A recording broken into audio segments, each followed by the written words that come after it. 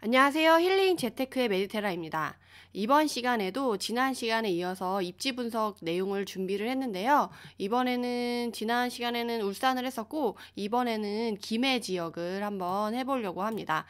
김해에 대해서 모르시는 분들이 좀 많으신데요. 사실 김해라는 지명을 잘 못 들어보신 분들이 좀 많으실 거예요. 사실 최근에 좀 가시화됐던 지역은 부산 그리고 창원 12월 달에 조정지역으로 규제가 된 창원, 특히 의창구 같은 경우는 이제 조정지역뿐만 아니라 투기과열지구로 바로 지정이 돼서 조금 이슈화 됐었는데요. 그래서 부산이랑 창원은 좀 유명한데 이제 김해는 못 들어보신 분들이 좀 많으실 것 같아요.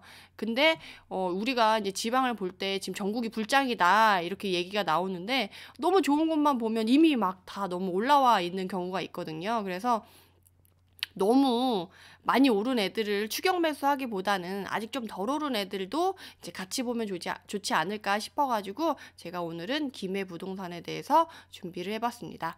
그러면 본격적으로 한번 같이 알아보는 시간을 갖도록 하겠습니다. 이번 시간에도 마찬가지로 지역 자료 제공 이벤트 진행 중이니까 많은 참여 부탁드릴게요.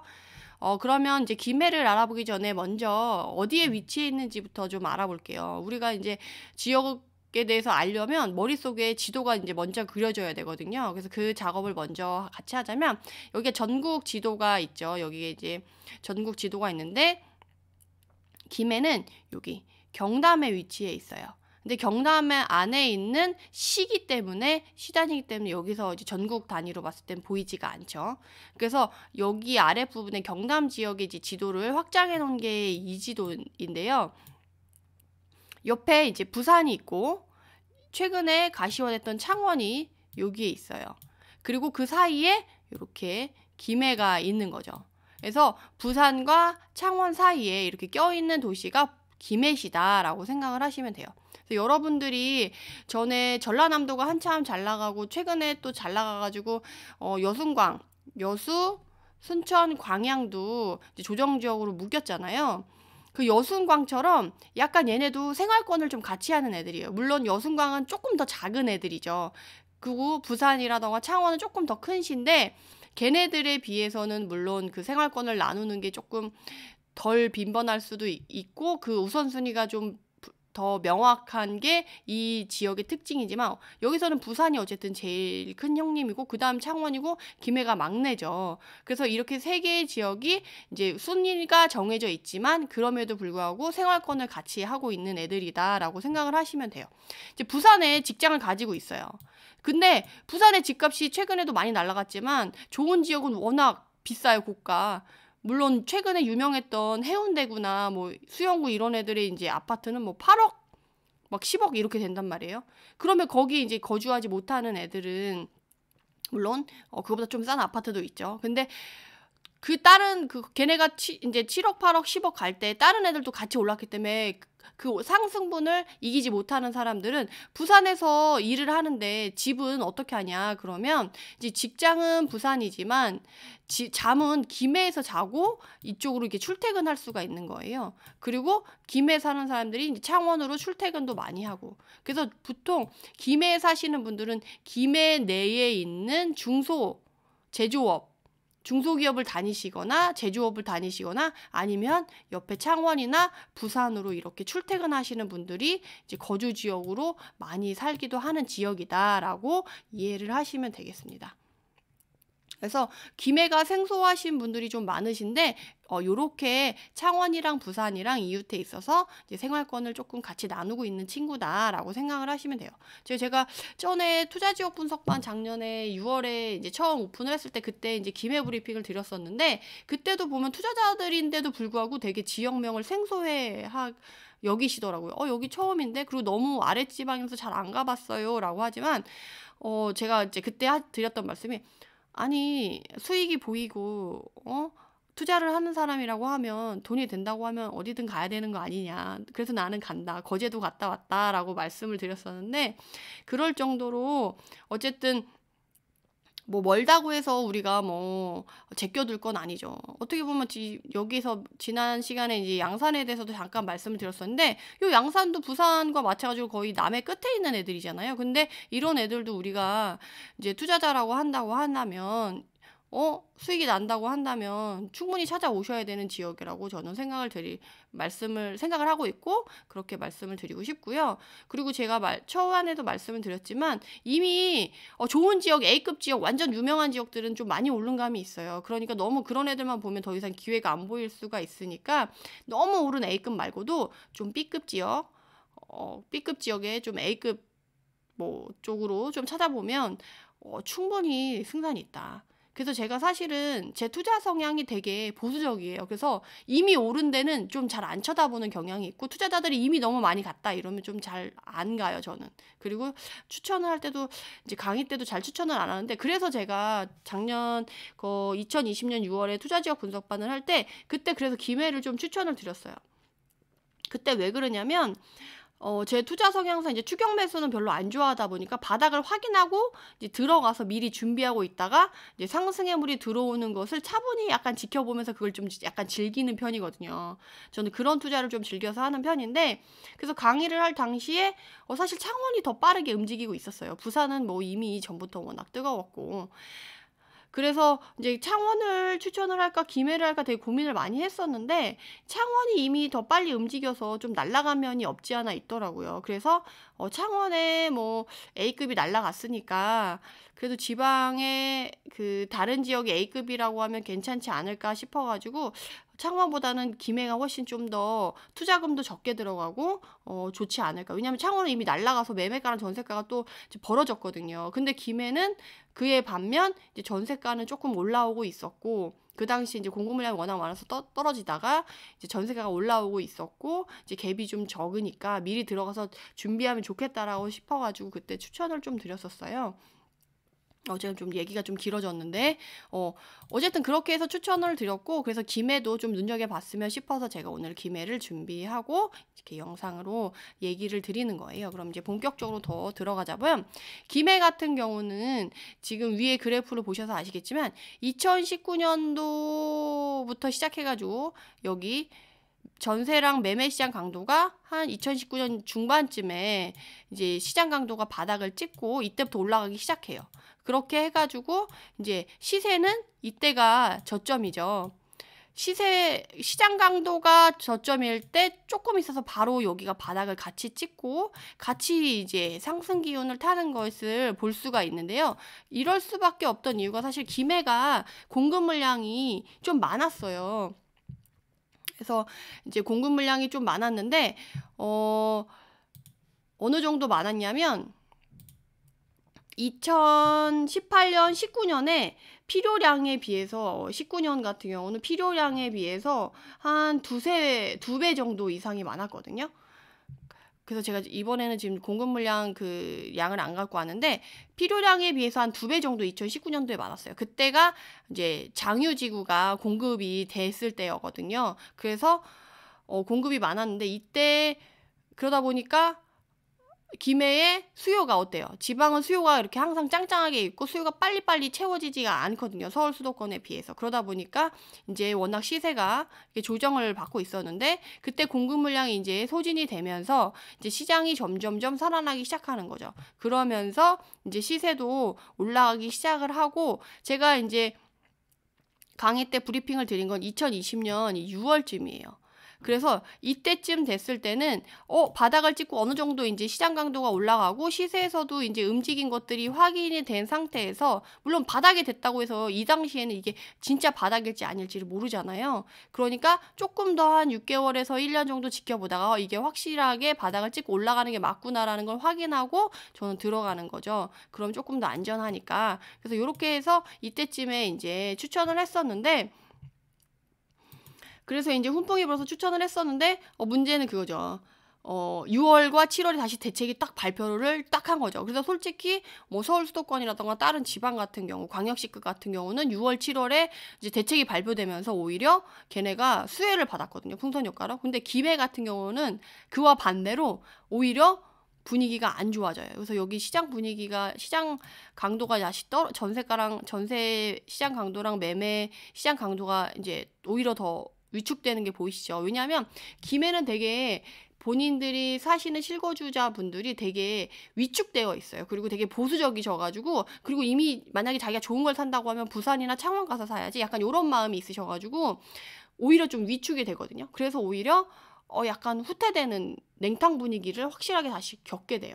그래서 사실 김해만의 물량을 이제 소화하기도 좀 쉽지 않았었는데, 대책까지 발표하다 보니까 김해는 다시금 이제 냉탕을 간 건데, 그러다가 다시 이제 하반기부터 이제 전세가 살아나기 시작하면서 다시 좋아지게 된 거죠. 그래서 이때가 거래량이 지금 튄 게 보이시죠? 여기.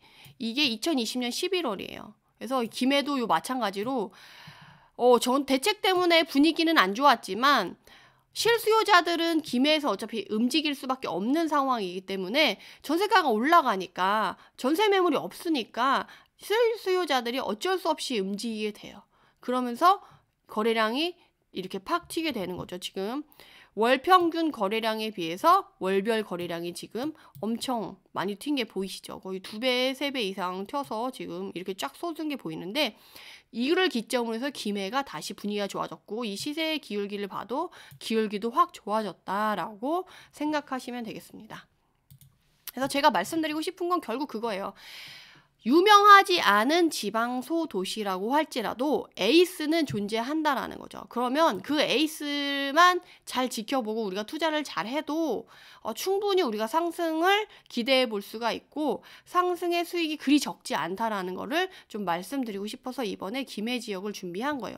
사실 유명한 지역들이 훨씬 많은데 그 지역의 입지 분석을 하지 않고 김해를 한 건 여러분들에게 이 이야기를 좀 들려드리고 싶어서 말씀을 드린 거고요. 그러면 이제 김해 위치는 알았다. 그러면 김해시에 어떤 애들이 있나를 한번 살펴볼게요. 그래서 김해시가 지금 이렇게 이 지도가 전체적으로 이게 김해시를 나타내는 건데요. 요 윗지역에는 이제 개발이 안 된 거고, 최근에 이제 진영읍이 따로 이제 창원이랑 가깝게 위치해 있어가지고 창원 수요를 받으려고 여기에 약간 택지지구가 개발이 돼서 이제 진행이 되고 있는데, 여기는 아직까지는 좀 수요가 약한 지역이다라고 보시면 되시고요. 내외동 여기, 삼계동 요쪽이 구도심이고요. 요쪽이 신도심이라고 생각을 하시면 될 것 같아요. 그래서 내외동은 사실 올해 재건축 재개발로 인해서 수혜를 가장 많이 받았던 동네이고, 여기 삼계동 같은 경우 최근에 신축이 몇 개 한 개 한라비발디가 들어오면서 얘도 참 분위기가 좋았죠. 맨 처음엔 미분양이었다가 이제 갑자기 미분양이 슉 사라지면서 프리미엄이 1억 넘게 붙었죠. 그리고 최근에 네이버 데이터 센터 또 만든다 그래가지고 여기 부원동, 여기 신축이 또 2개가 있죠. 그래서 여기 얘네들도 좀 좋은 탄력을 받았어요. 그리고 여기 또 옆에 주촌면이라고 있는데, 여기 주촌면이 넓죠. 근데 여기에는 볼 단지는 요 하나밖에 없다고 생각해요. 센텀, 두산 위브더 제니스. 좀 들어보신 분들이 계실 거예요. 그래서 이 주촌면에 그리고 여기 신도심에, 여기서는 이제 여기 대청동도 좀 빨갛긴 한데 시장 강도를 나타내는 지도여가지고, 여기서 솔직히 김해에서 제일 먼저 봐야 될 거는 장유동, 유라동, 여기 유라지구, 장유지구를 가장 먼저 메인으로 보시는 게 낫겠다. 수요 측이 가장 탄탄한 지역이다라고 보시면 돼요. 물론 구도심에 비해서는 이제 교통 편의 시설이라던가 생활 기반, 대형 마트, 백화점, 여기 부원동에 백화점이랑 여기 외동 쪽에 터미널이랑 이쪽에 대형 마트, 이마트가 있어요. 물론 여기에 인프라는 좋지만 여기 아파트들은 대부분 제가 말한 이제 구축이 많아서 이제 썩은 아파트들이 많다고 말씀을 드리는데, 그래서 내외동의 재개발 재건축이 최근에 상승을 많이 탔죠. 근데 신축 아파트가 별로 많지 않아요. 근데 이 장유동, 유라동은 다 새삥이라는 거죠. 다 신축 아파트라는 거죠. 특히 장유동은 다 새 아파트, 5년 미만 아파트로 다 구성이 되어 있고, 유라동은 5년에서 10년, 10년에서 15년으로 조성이 된. 그러니까 장유동 전에 이제 유라동이 먼저 이제 유라지구로 개발이 되고 그 다음에 장유지구로 개발이 된 거죠. 아까 이 19년에 공급 물량이 다 이 장유동의 신축 아파트 그 물량이라고 생각하시면 돼요.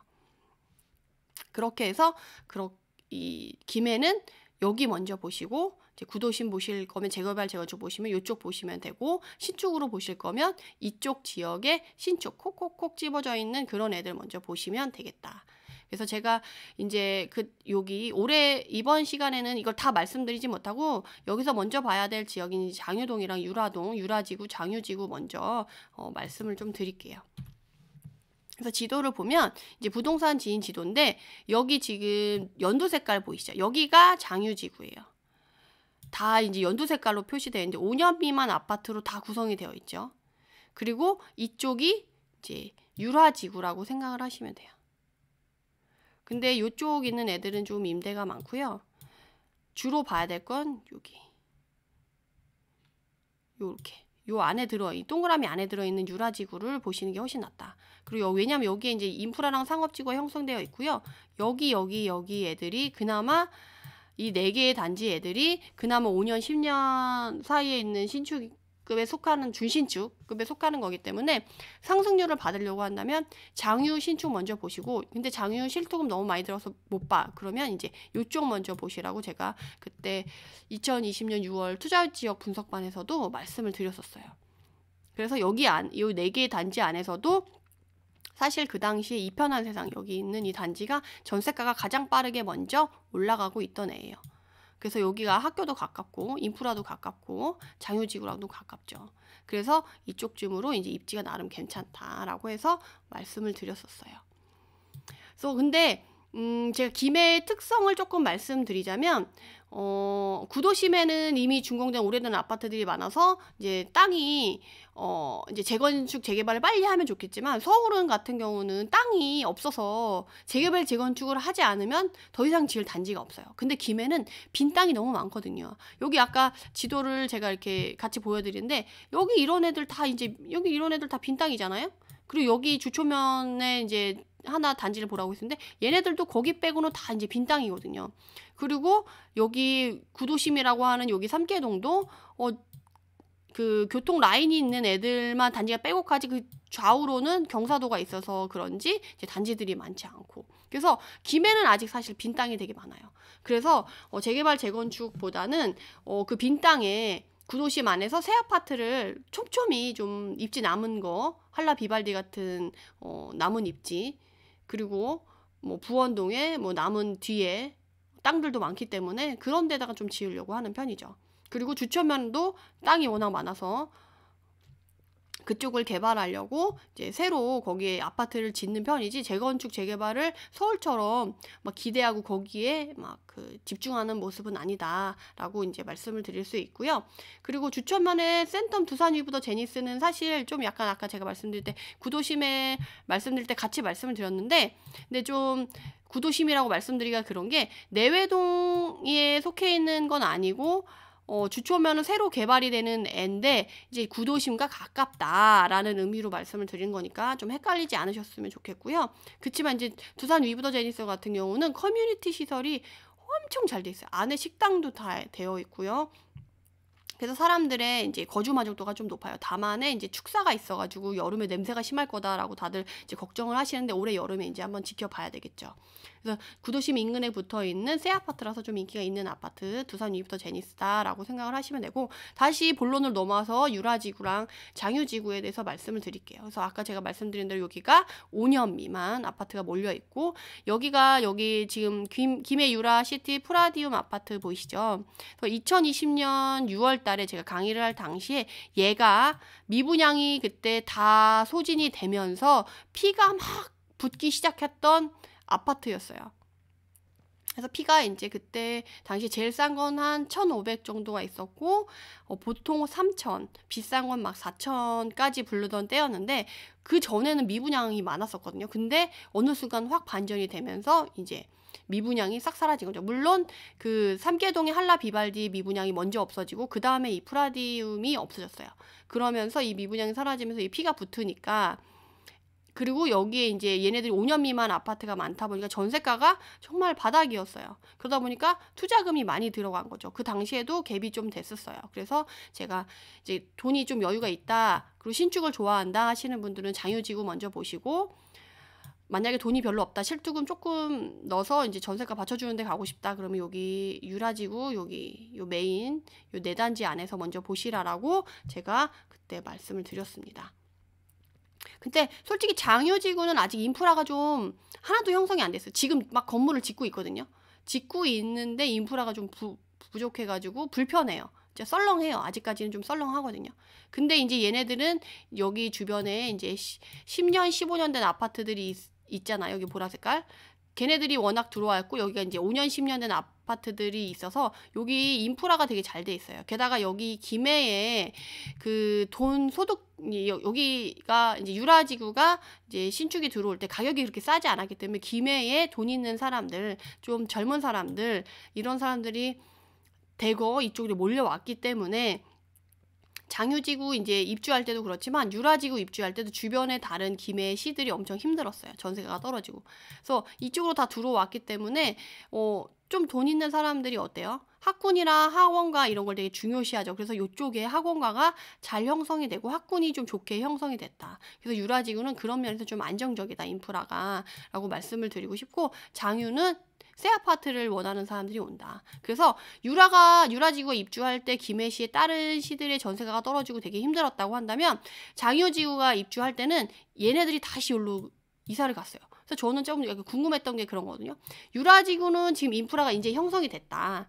그럼 여기 안정화돼서 더 이상 움직이지 않고 여기에 정착을 할 거냐, 아니면 또 새 아파트를 찾아서 장유로 이동을 할 거냐, 이게 좀 궁금했었는데, 김해 분들은 인프라는 어차피 차로 5분이면 다 가고, 어차피 여기선 대중교통을 그렇게 막 선호하는 그런 지방은 아니잖아요. 지방은 대부분 차를 많이 갖고 이동을 해야 되기 때문에 어차피 차 갖고 이동하면 바로 옆 단지고, 옆 5분, 어차피 마트 갈 때 많이 사서 차 갖고 이동하는데 굳이 인프라 있는데 가야 되냐. 그리고 학원 차도 다 왔다 갔다 하니까 상관없다, 새 아파트가 좋다, 그리고 신축이 대세니까 같이 있는데 가겠다, 그래가지고 유라지구에 있는 사람들이 대거 장유지구로 다 이동을 해요. 그래서 장유지구 입주할 때 유라지구가 전세가 매매가가 확 흔들리게 되거든요. 그래서 사실 그때 우리한테 기회가 될 수 있었죠. 물론 전세가가 같이 흔들려가지고 갭이 벌어져서 투자금은 좀 더 들어갈 수 있었겠지만, 매매가가 흔들렸기 때문에 우리가 이제 거제나 이런 애들 봤을 때 수요층이 있었던 애들이 새 아파트가 들어와서 잠깐 흔들리는 거는 금방 회복이 되기 때문에 오히려 이게 기회가 될 수가 있거든요. 그래서 이때 이제 신축을 생각하고 이제 돈이 많으신 분들은 장유로 가시라고 말씀드렸고, 아까 좀 투자금이 별로 없고 실수요 안정적인 데를 원하신다 그러면 이제 유라를 보라고 하셨는데, 그래서 이렇게 나눠서 들어가셨었어요. 그때도 투자자분들이 그때 강의를 들으시고, 그래가지고 이제 양쪽에 들어가셨는데 둘 다 지금은 많이 상승을 했죠. 그래서 제가 이제 말씀을 드리는 건, 아까도 말씀드렸듯이 부산이랑 창원만 좋은 건 아니거든요. 김해도 충분히 좋아요. 그래서 제가 그때 장유지구 만약 들어가실 거면 프라디움 같은 경우는 지금 피가 붙고 갭이 너무 크니까 얘는 조금 좀 뭐랄까 가성비가 좀 떨어지지 않겠냐라고 말씀을 드리면서, 이쪽에 프로지오가 여기 공원 뷰가 좋아서 사람들이 좋아하고, 여기에 여기 흐르는 천 있죠. 요거 뷰 때문에 이제 힐스테이트도 좋아하니까 이 프루지오랑 힐스테이트를 조금 보면 좋지 않겠냐. 얘네는 이미 전세가가 그래도 얘보다는 프라디움보다는 높게 좀 받고 있고, 유라에서 이쪽을 넘어오면 이쪽 애들이 초등학교도 있어서 선호도가 나쁘지 않다. 그래서 이쪽도 괜찮으니까 얘 추격 매수 너무 올라간 거 추격 매수보다는 얘네도 괜찮을 수 있다, 여기도 보자라고 제가 말씀을 드렸었어요. 그렇게 해서 제가 이제 6개월, 7개월이 지금 지났잖아요. 작년 6월쯤에 이제 강의를 해서 추천을 했었었는데, 6개월이 지난 시점에 제가 이제 이 유튜브 영상을 촬영하려고 하면 가격대를 좀 확인을 해봤더니, 그때 당시에 이제 유라 원메이저 프루지오 같은 경우, 원메이저 프루지오 얘 같은 경우 그때 가격이 3억 7천 정도 됐었어요. 3억 7천 정도 되고 전세가는 2억 5천 정도 돼서 투자금이 한 1억 2천 정도 필요했었거든요. 그래서 1억 2천 투자했고 나고 나서 지금은 그럼 어떻게 됐을까? 6개월이 지났을 때. 그래서 지금 가격을 보면 지금 여기서 보이시죠? 여기 표시가 되잖아요. 4억대로 보이는 거 보이시죠? 제가 너무 막 지저분하게 해가지고 안 보이실까봐 조금 지워드리면 봐봐요. 윈메이저 푸르지오 아파트가 지금 34평형이 4억대 형성된 거를 보실 수가 있을 거예요. 그래서 지금 4억대까지 지금 거래가 됐고 지금 실거래가 기준으로 찾아봤을 때 지금 최근에 1개월 평균으로 5억까지 좀 거래가 됐네요. 이거는 뭐랄까 좀 그 KB시세 뭐 이런 걸로 좀 나온 것 같고, 실거래가로 보면 지금 윈메이저 푸르지오 같은 경우 5억까지 거래가 됐다고, 34평이 5억까지 거래가 됐다고 지금 실거래가에 뜨고요. 평균 매물은 5억 5천에서 나온다고 하네요. 그렇게 해서 이제 봤을 때 이제 5억이라고 봤을 때 지금 얘가 1억 2천 정도 상승을 한 거죠. 그러면 지금 투자금 1억 2천 넣고 지금 6개월 만에 1억 2천이 올랐으니까 벌써 투자 수익률이 100%가 됐네요. 그래서 이렇게 김해에서도 A급 지역의 A급 단지 같은 경우는 충분히 상승세를 따라갈 수 있다. 부산 창원만 좋은 건 아니다라는 것을 다시 한번 말씀드릴 수 있고, 이렇게 가치 있는 생활권을 같이 나누는 조금 떨어지는 소도시도 에이스라고 한다면 이렇게 상승세를 같이 탈 수 있다라고 하는 거를 다시 한번 강조드리고 싶고요.